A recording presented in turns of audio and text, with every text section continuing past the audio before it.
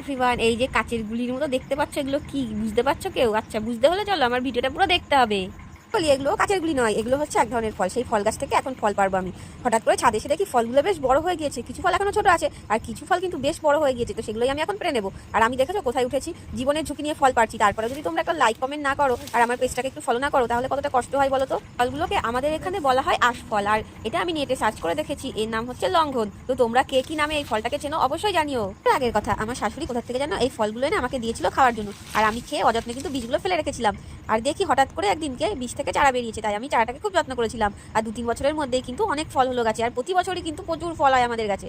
মানে ফল হয় গাছটায়। যদি এই ফলের কালার লাল কালারের হতো, গাছটাকে যা সুন্দর দেখাতো, কিন্তু এই গাছের ফলের কালার হচ্ছে কাঠ কালার, সেই জন্য অতটাও ভালো দেখতে লাগে না। চলো একটা খেয়ে দেখাই। প্রচন্ড মিষ্টি হয়ে গিয়েছে, আর হচ্ছে চামড়াটা একটু মোটা হলে ভালো হতো, লিচুর মতো, অনেকটা লিচুর মতোই চুলে খেতে হয়। তো তোমাদের সামনে খেয়ে দেখাই। তো খেতে কিন্তু বেশ ভালো, কিন্তু একটা হালকা আস্তে আস্তে গন্ধ আছে, কিন্তু অসুবিধা নেই, গাছের ফল ভালোই লাগছে। তো দেখো, আমি আজকে এতগুলো ফল ছাড়িয়েছি, আর খেতে কিন্তু অনেক মিষ্টি ছিল।